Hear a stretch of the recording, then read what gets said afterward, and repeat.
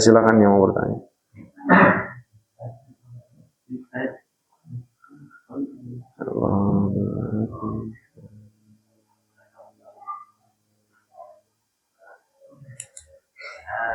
Saya mau nanya dulu Pak Kiai. Ya, monggo. Makna dari sholat itu tidak tahu semua, itu berdua tahu banyak sekali teman. Tapi makna dari gerakan sholat itu, misalkan Abdul Ikram itu maknanya apa, rukuk itu maknanya apa, sujud itu maknanya apa. Dari kecil sampai sekarang itu saya belum tahu makna dari gerakan-gerakan sholat tersebut. Udah. Umum ini sebetulnya. Iya. Udah. Ya udah doa kita ya. Saya juga agak tahu jawabannya. Sama, saya juga dari masih kecil agak tahu. Kenapa kita disuruh ruku, kenapa disuruh sujud. Tapi ibadah-ibadah seperti kayak sholat, haji, namanya ibadah itu, ada yang mahwa ma'kulun, akli yang bisa diterima logika, ada yang tidak diterima logika. Nah, sesuatu yang tidak bisa dilogikakan, yang kita nggak bisa tarik saat itu hikmahnya, kenapa harus ruku, kenapa harus apa, inilah yang ulama-ulama namakan namanya ta'abbud. Inilah yang dinamakan ulama namanya ibadah. Inilah yang dinamakan ulama adalah sebuah bentuk kesetiaan seorang hamba kepada Robnya, ya, murni kesetiaan seorang hamba. Karena saat kita melakukan sesuatu dan kita tahu manfaatnya buat kita, maka di situ ketulusan kita akan terganggu. Kayak kita puasa contoh. Abang apa sih sekarang puasa rajin banget? Oh bener Ji, gue pas puasa gula darah gua, kan gitu ya. Kan gitu kan? Artinya motivasinya udah bukan hanya untuk Allah. Karena kita udah tahu puasa itu sehat, ternyata ngulangin gula darah, nyehatin. Tapi kalau ruku apa kan enggak. Nah, maka ya ini yang ulama bilang inilah makna ta'abbud, artinya makna sebuah ibadah yang pengertiannya adalah makna sebuah kesetiaan tulus seorang hamba kepada Allah. Itulah ruku dan sujud kita. Sama dengan tawaf. Kenapa harus 7? Kenapa harus Ka'bah itu ada di sebelah kiri? Dan kenapa harus 7? Kenapa kalaulah sholat harus 4, harus 3? Kan gitu ya. Pastinya ada maknanya. Cuman ada makna yang saat itu langsung Allah berikan lewat Sayyidina Muhammad. Ada memang maknanya itu baru akan tergali ya enggak dengan berlalunya zaman dan masa. Dengan berlalunya zaman dan masa. Untuk orang-orang seperti kita, bukan orang sains, bukan orang teknologi, bukan orang kedokteran, mungkin masih dengan satu alasan bahwa kita sembahyang kenapa kita ruku, ya ini adalah bentuk kesetiaan saya kepada Allah. Karena Allah suruh ruku, ya saya ruku. Karena Allah suruh sujud, ya saya sujud. Sebenarnya sains dan teknologi di sana sudah mengkaji, kenapa kalau sholat itu harus ada ruku? Kenapa saat kita sholat itu harus ada sujud? 2020 COVID itu, atau ada COVID. Beberapa rumah sakit itu kabarnya rame kehabisan oksigen, tabung. Itu oleh dokter-dokter tua, dokter-dokter senior, itu beberapa pasien yang sedang mendapatkan sesak napas karena oksigennya tidak naik ke atas ke kepala, itu semuanya dokter senior memerintahkan untuk melakukan posisi sujud. Posisi sujud, disuruh sujud aja pada sujud tuh. Posisi kayak yang kalau orang-orang Nasrani kafir, udah sujud kayak orang Islam. Kalau orang Islam kan langsung nyambung, oh sujud, udah suruh sujud lama. Suruh bangun-bangun gitu, suruh sujud dia kayak orang sujud, bangun, sujud. Sampai oksigen itu lari ke kepala, itu nanti akan bisa mengatasi nyesak dan peredaran yang lainnya.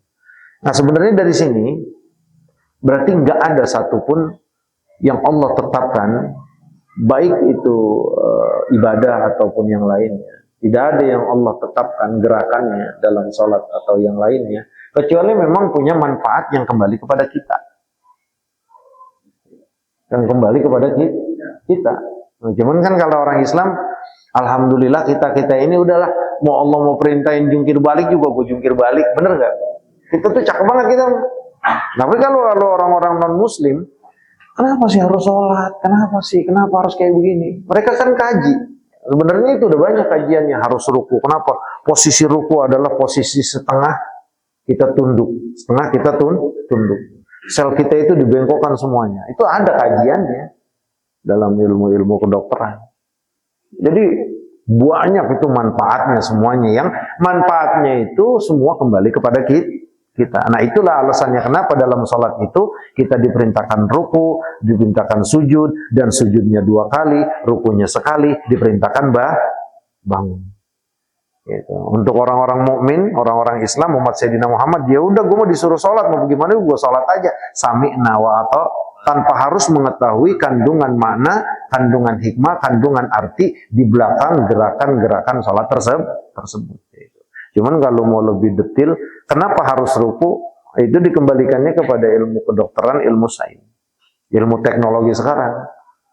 Ya, salah satunya itu sujud yang pernah kita baca, bahwa di sujud itu digerakkan sujud atau di posisi sujud itu salah satu cara Allah bagaimana orang ini bisa sehat, peredaran darahnya lancar, oksigen ke otak lancar.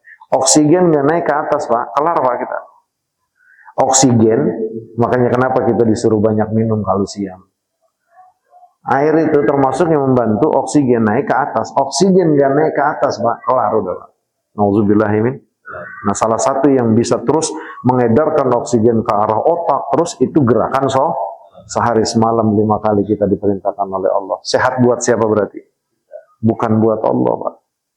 Tapi di situ yang lebih intinya adalah arti sebuah pengabdian, ibadah atau kesetiaan hamba kepada Allah. Nggak ada yang sia-sia.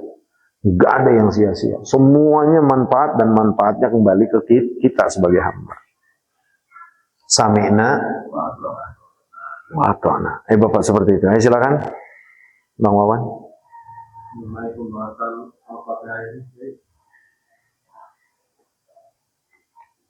Saya pernah mendengar kajian dari orang saya lupa namanya.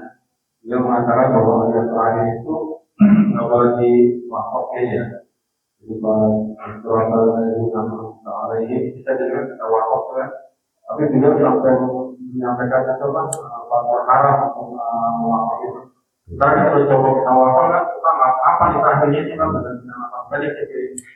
Nah terus yang kedua mengenai pengucapan tadi kan pernah juga disampaikan oleh orang dulu juga bahwa sebaik-baiknya mengucapkan Rasulullah ya. Sallallahu alaihi wasallam. Makanya ini bukti bahwa ada semacam keringanan untuk pengucapan Rasulullah. Karena saya juga pernah dengar juga ada guru juga dari dia lama juga 5 tahun di Arabia. Tapi pembacanya juga berbeda juga dia lebih terbuat lagi. Jadi sebetulnya apakah ada keringanan untuk pengucapan Rasulullah ini kayak gitu? Jadi inilah yang tadi kita sampaikan bahwa ada yang mengatakan nggak boleh diwakaf karena itu dia satu ayat. Ada yang boleh diwakaf karena memang boleh dia dipisahkan bukan satu ayat. Kalau yang meyakini itu satu ayat nggak boleh diwakaf. Ghairil maghdubi an'amta alaihim ghairil maghdubi alaihim, satu ayat itu. Siratal ladzina an'amta alaihim ghairil maghdubi alaihim waladdallin. Satu ayat dan diwakaf. Makanya dasaran inilah mereka tidak membolehkan untuk wakaf di alaihim. Itu paham? Gitu. Nah, tapi di sana ulama-ulama ada bahkan ulama-ulama kaliber yang menjadi imam-imam masjid besar bahwa ini beda ayat ya. Siratal ladzina an'amta 'alaihim titik. Ini ayat lah lain. Karena saat Rasulullah katakan ayat Fatihah itu ada 7 ayat, itu ulama juga berbeda. Ulama itu beda. 7 ayatnya dengan Fatihah, dengan Bismillah, ada 7 ayatnya mulai dari Alhamdulillah, ada potongan ayatnya nanti di alaihim, ada yang an'amta alaihim. Nah begitu. Nah maka kalau dalam permasalahan seperti ini, itu saya ulangi al-amru ala sa'ah. Ya, bahwa urusan ini tuh luas, nggak harus dikakuin, nggak harus disempitin. Ya, yang napasnya kuat, ya silakan pakai. An'amta alaihim, sambung, kan begitu. Berarti nggak ada masalah. Tapi kalau yang ngap-ngapan ya kagak bisa, kan susah. Nah, makanya pakai pendapat yang lain. Artinya yang memisahkan bahwa alaihim ini adalah akhir daripada ayat atau daripada ayat sebelumnya. Berarti ayat mana? Ayat yang baru, ayat terakhir itu. Ghairil maghdubi alaihim, ayat terakhir gitu. Jadi aman aja kalau yang kayak begitu. Ya, boleh diwakaf kalau memang napas kita nggak kuat, boleh diterusin wasol kalau memang napas kita kuat. Itu aja. Itu nggak jadi masalah. Nah, jangan juga berpendapat. Nah, inilah salah satu yang memang harus diperhatikan untuk para ustadz gitu ya, khususnya. Jangan satu pendapat ini ditetapkan seakan-akan pendapat yang lain ini keliru. Jadi kalau dibilang tidak sah sembahyang seperti itu, oh berarti ulama-ulama yang berpendapat atau yang menetapkan bahwa dia ini boleh wakaf karena memang dia ini akhir ayat, boleh wakaf karena akhir ayat dengan dasaran bacaan ini, dengan dasaran sahabat ini berarti salah dong. Gitu. Maka kalau yang sifatnya ikhtilaf di antara a'immah yang memang itu sudah dari dahulu, dari rujukannya dari Nabi, dari sahabat-sahabat, sudah menghargai aja satu sama lain. Ya, kalaulah pengamalannya ya kita kondisikan kepada kemampuan kita. Bisa nggak ini satu napas ke sono? Oh, bisa, ya aman udah. Oh saya mah kagak bisa. Gitu kan. Maka Syekh Abdurrahman Suraim, ya hafizahullah, itu kalau baca alaihim pasti berhenti.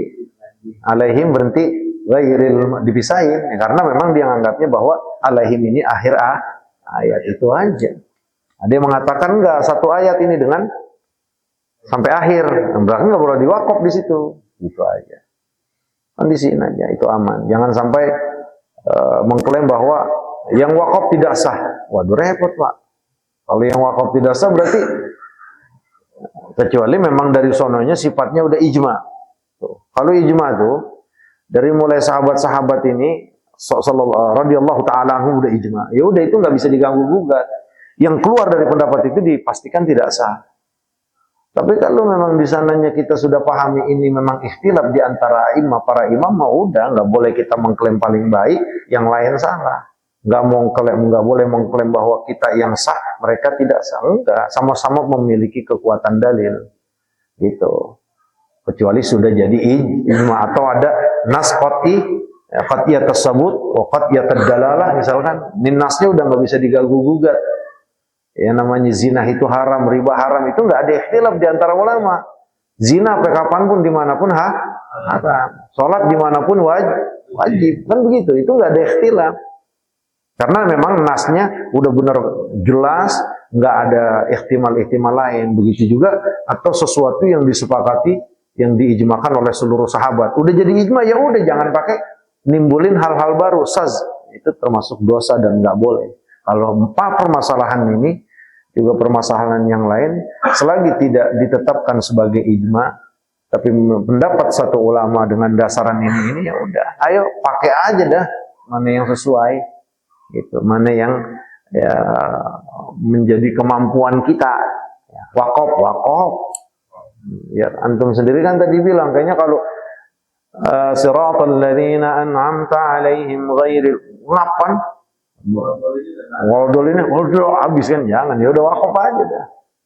Alaihim ghairil maghdubi alaihim waladdallin, kan enak. Terakhir kalau apa sih? Iya, bro. Jadi yang paling fasih itu nyebut dot ya Rasulullah. Rasulullah itu paling fasih nyebut dot. Ana afsahu binutqid dot, kata Rasulullah, aku yang paling fasih nyebut dot. Artinya kita tuh nyebut dot, apalagi kita orang sini. Orang Arab aja, kalau orang Arab sih nggak bakal ketukar karena dari masih kecil. Orang Arab ngomong-ngomong Arab, emang bahasa dia ya. Dia udah pasti beda kalau nyebut dod dal pasti beda. Nah kalau kita bisa nggak ada bedanya dod sama dal, itulah. Iya, kadang-kadang dod dal kita baca gitu kan. Wadduha. Kalau kita baca wadduha itu dal bukan dod, tapi wadduha. Nah, makanya dalam ilmu tahsin, dalam ilmu tajwid itu dalam ilmu tahsin itu ada makharijul huruf. Mana keluar hurufnya itu ada ahlinya lah, ada bidangnya gitu. Iya. Makharijul huruf, keluar hurufnya di halaqah apa, itu ada ahlinya lah. Ada ahlinya. Ya kalau kita mah udah asal kita bisa bedain dot dengan dal udah pas udah gitu. Karena nggak terlalu dipaksain. Pertama kita kan orang Betawi rada kaku nyebutnya. Ya udah. Dolin itu dot ya, Bang Wawan bukan dal. Ya udah rapi. Kedengerannya dal, aman udah. Habis bagaimana? Kalau kita mau paksain tidak kaku begini kita. Gitu. Jawa ya Pak, Jawa. KPK ya. Iya, kayak saudara-saudara kita di Jawa itu kan memang mereka dari masih kecilnya nyebutnya Al-Fatihah. Kita mau komplain, ya kan? Fatihah. Tapi kalau giliran bacanya itu benar. Tapi ada juga yang giliran bacanya itu ngalamin. Emang kedengarannya ngalamin. Buat saya kan lama juga di Jogja lagi di Jawa waktu itu. Artinya ngalamin. Nah kalau kita yang normal nggak boleh ngikut dengan imam. Nah, kalau alamin Pak, alif bukan ain Pak. Nah iya, itu kan makanya. Ngalam itu ngain, terus yang benar ain. Iya. Yang dibaca alif. Iya, nah itu juga yang harus kita pahamin. Karena kita ini orang ajam, bukan orang Arab, yang rada sulit untuk menyebutkan, membedakan A dengan A. A itu di luar Pak, di sini. Kalau A itu di sini. Ya ini nggak bisa kalau bukan qori Pak. Kalau bukan yang spesialis itu nggak bisa. Dalam baca-bacaan juga sama, kita kadang-kadang suka yang harusnya ain kita baca A, kan gitu. Kecuali di Fatihah yang memang tiap hari. Kita baca Quran tuh baca Yasin tuh ya. Kan banyak ain tuh. Itu kadang-kadang kita baca A. Ada yang A kita baca ain. Maka kalau yang model-model kayak begini nih bukan apa-apa, melihat memang kita ini orang ajam gitu kan, dan bukan memang menspesialiskan bacaan, ya wajar-wajar lah kalau memang satu ketika ain dibaca A dibaca ain. Cuman jangan keterlaluan. Ini buat kita, tidak buat imam. Kalau imam harus dipastikan benar mana dia A, mana dia ain. Makanya jadi imam jangan sembarangan. Maju aja. Iya. Al-Qari'ah, Mal-Qari'ah. Ain deh. Al-Qari'ah, Mal-Qari'ah, apa bedanya? Selagi dia yakinkan bahwa kan salah kalau nyebut mah itu A sama A tuh. Al-Qari'ah itu pakai apa? Alif kan? Al-Qari'ah baru ketahuan ain kan? Ya enggak semuanya orang bisa kan kayak begitu. Bener gak? Iya. Ya, cuman kalau satu ketika musola ada yang baca Al-Qari'ah, Mal-Qari'ah, udah orang Betawi ini imamnya nggak apa-apa. Kalau orang Arab kagak bakal begitu. Atau orang yang spesialisnya. Cuman untuk imam penekanan ini lebih. Artinya untuk imam itu dia harus ngerti tajwid, tahsin. Harus paling kagak dia ngerti makharijul huruf. Di situ dia bisa membedakan bagaimana penyebutan ha, bagaimana penyebutan ha, bagaimana penyebutan dal, bagaimana penyebutan da, bagaimana penyebutan za, bagaimana penyebutan ja, bagaimana penyebutan zo, do. Itu kan susah Pak kalau kita kagak pelajari Mister Ahmad ya. Karena kalau sebelah dulu ada yang maju ibu, kita mundur tuh. Sikut. Ada tuh kalau sebelah yang baru mau Jangan main maju-maju aja. Ya kagak becus baca Bismillahirrahmanirrahim. Alhamdulillahirabbil alamin. Ini dia. Itu, paham? Lagi. Ayo. Sip. Jadi kalau tadi baca Al-Fatihah untuk pencari semua berat sekali Pak. Iya betul. Benar. Soalnya kemarin itu di masjid ada pelajaran pasti baca itu gurunya Kori Pak. Nah dari 12 orang udah usul Pak, aku diajak baca Al-Fatihah. Coba satu-satu. Mereka ngaji dari kecil itu yang benar cuma satu Pak. Yang lain 11 tidak sempurna. Oh iya tuh kan. Padahal ngaji dari kecil itu Pak. Lah iya kita juga ngaji dari kecil. Kesalahan dari kecil sampai gede nggak bisa dirubah. Nah itulah sama di kita juga, di beberapa saudara kita di Jawa tuh kayak gitu. Kenapa mereka ngalamin? Karena memang dari masih kecilnya kayak begitu sampai terbiasa. Makanya belajar ya Pak, belajar ayo. Kalau memang romannya baca Quran mau udah bisa, cuman ngebenerin secara abdolnya, secara harfiahnya Fatihah belum bisa, itu mendengerin aja di handphone. Buka Qurannya Pak Juki, dengerin Bismillahirrahmanirrahim. Alhamdulillah. Kan kedengeran tuh ya. Oh ini sidah. Sekali, 2 kali, 3 kali baca kayak begitu. Nah, itu kan Bismillahirrahmanirrahim. Alhamdulillahirabbil alamin. Begitu mulu kita kalau semua yang buru-buru. Orang pikiran makan kita. Paham kira-kira? Mudah-mudahan manfaat. Yang benar dari Allah, yang salah yang keliru dari saya dan dari saya. Subhanakallahumma bihamdika asyhadu an la ilaha illa anta astaghfiruka wa atubu ilaik. Wa sallallahu ala sayyidina Muhammadin wa ala alihi wa sahbihi wasallam. Alhamdulillahirabbil alamin.